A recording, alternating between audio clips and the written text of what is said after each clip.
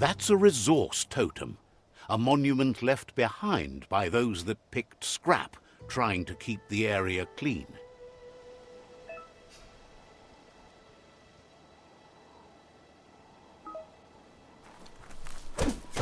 Wood scrap, the one kind of scrap you could actually still find growing.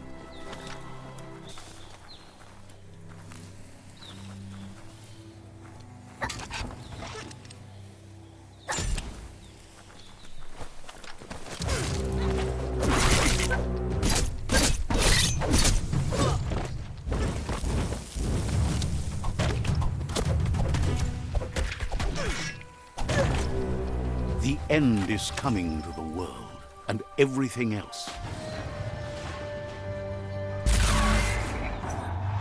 Yes, you can do anything. The sky's the limit. Now, let's take this back to Earth. Wow, you really took that all the way down to the end, in flames.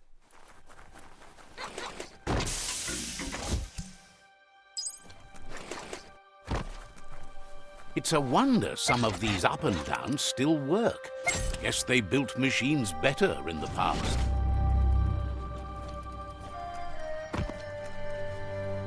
The spent nuclear fuel that Toxanol dumped in the surf had detrimental effects on the marine habitats, while the overflowing landfills contaminated the groundwater.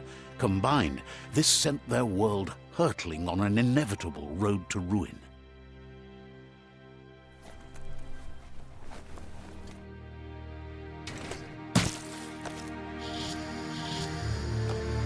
I need to brush up on my Wando, but I have a feeling he believes it was you that caused the bang at the yard. Oh, and he says he knows you. You used to call him Gizmo. He gave you the oil-greased hands when he taught you how to upcycle. Gizmo remembers you as a nice kidling, and he can still sense the warmth of your good heart. But Gizmo says how you experience a memory can be different. You know the story, but sometimes the truth it brings is personal.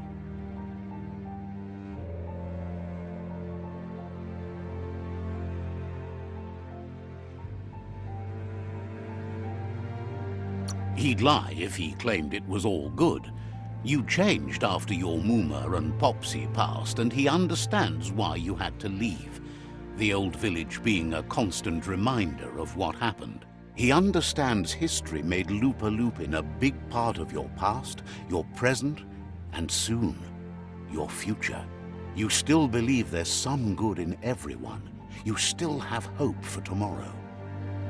He says you should know that what's meant to be will always find a way, but history shouldn't consume you.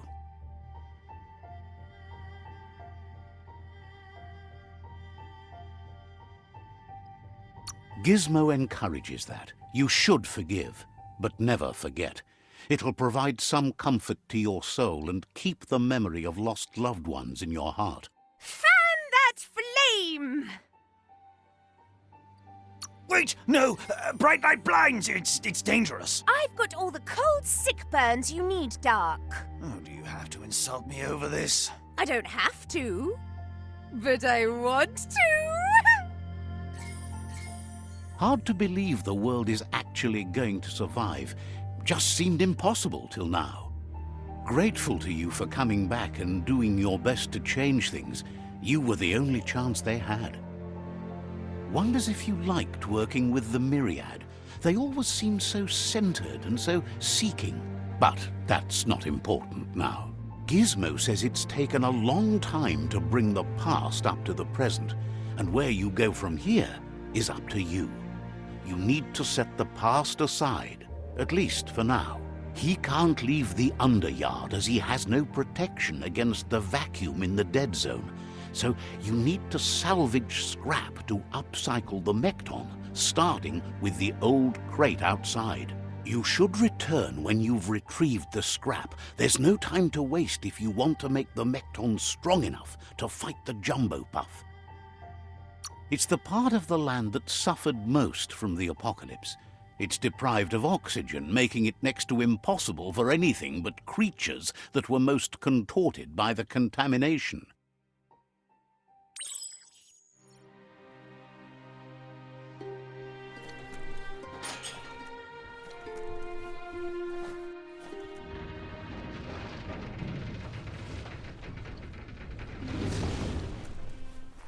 There's short of breath and death to this zone. Better take care. He who half breathes, half lives.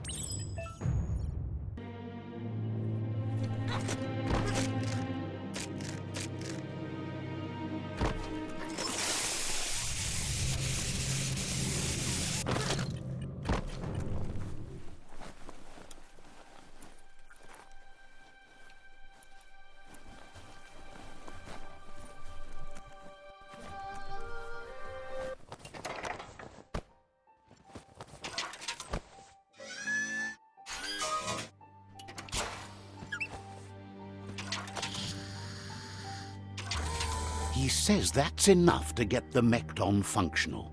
You'll have an engine, a fuel soaker, a gun and a gathering net, but no armor, nor enough oxygen supply. He made a suction device so the Mekton can use the black tar as an instant refuel. You can also use it to clear oily goo puddles, so you can pass and access hard-to-get-to areas. He's been working on another project for the Mekton, a cannon, but it needs ammunition, and by that he means the scripts. He says if they're trained right, they'll turn into a distraction for the Jumbo Puff. The best way to find scripts is to go talk to Moog. He knows the ins and outs of every breathing thing left alive after the apocalypse. Unfortunately, this means you'll have to venture farther out into the dead zone than Moog's camp on the steep depot. Once you find Moog, he'll be able to give you directions to where you'll find scripts. Gizmo thinks he's a little peculiar, but very knowledgeable. He has the ins and outs of all monster and creature whereabouts.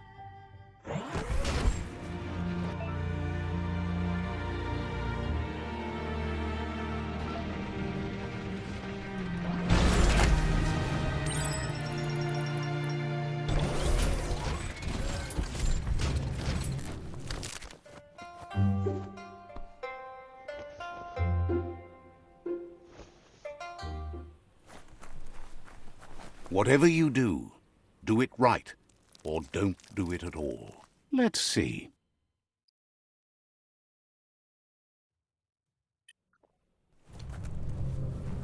This one's impressed to see you out here. He figured you'd be dead by now. Not many are as tough and clever as you must be. Claims he goes after the most dangerous game, huge monsters. Moog says that all your power doesn't do you a bit of good if you're not willing to pull the trigger when the time comes. Choosing what to kill and what to spare are the most important decisions you'll make. You might have a steady aim, but you need to be sure that you pick your targets with care. It's hard to make those life or death decisions for others, but someone's got to do it. Otherwise, they'll do it themselves, and you know they'll miss. Claims he mostly kills whoever he doesn't like. Says it's wild that the world seems to be coming back, but he supposes that means more monsters for him to shoot. Wonders why you work so hard to keep things alive. Bullets help thin the herd instead. Says you should give up on working with the stubborn myriad. He keeps trying to put out their lights and they keep putting up new ones. Says they keep the monsters away. He needs them closer, not farther. But enough of that, right? He says the wildlife, nature, has changed and turned against us. Instincts of survival took over when the world changed. He's not sure about their veggie diet anymore, and if it's changed, who knows what it's done with the chemical composition of their body output. Right now, though, he feels he's come to a point where he's got a pretty clear idea on the whereabouts of monsters, both tall and short. Thinks that it all hangs on the tree of life. When it started to fail, everything changed. Moog says you must learn to walk before you can run. It takes practice before you can call yourself a monster hunter. Fortunately for you, he can help. He understands you need to start off with something small before you go big. There's no better place to start than a scrip cave. Hunting down a couple of these little critters for yourself should keep you on your toes. Says it's not far at all. Fortunately for you, the scripts seem to have acclimatized themselves to the otherwise uninhabitable dead zone.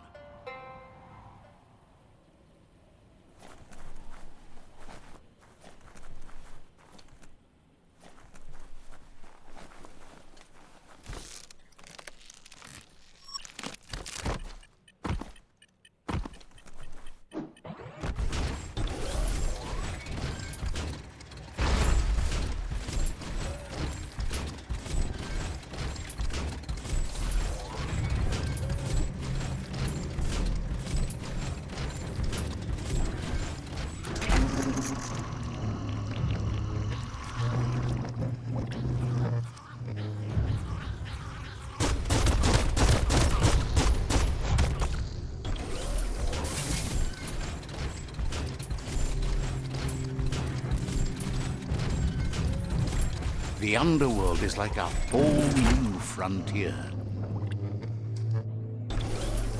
Wait, it's the script hole-up.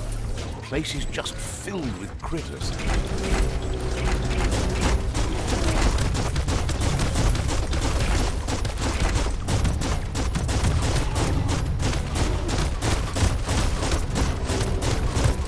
Bang, bang.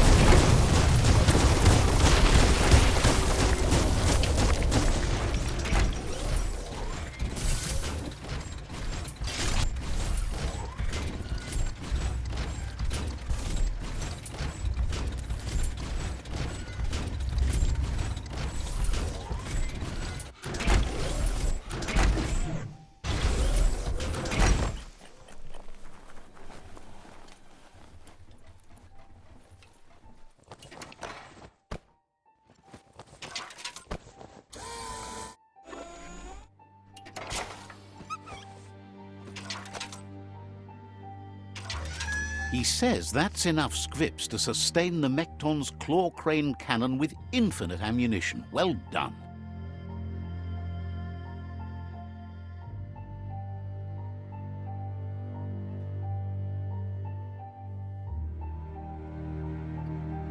That's the special weapon he made to store the scripts in the Mekton. It will be strong enough to launch them at the Jumbo Puff. Gizmo's made vehicles before to confront the Jumbo Puff himself, but failed. But this time, it's different. The Mekton will be strong enough to do the job.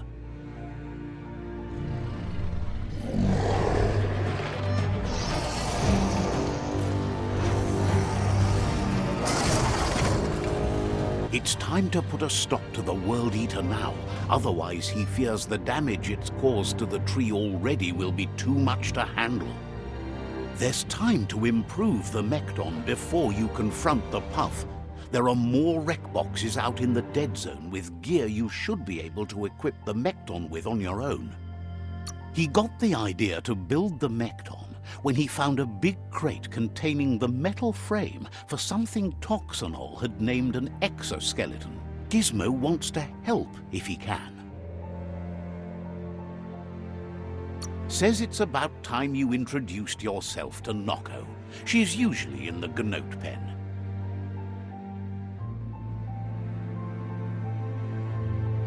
Wants you to know how great your father was. So kind and helpful. Just like you. Wouldn't be surprised if you met again. Gizmo wants to help if he can. Says talking to you was interesting.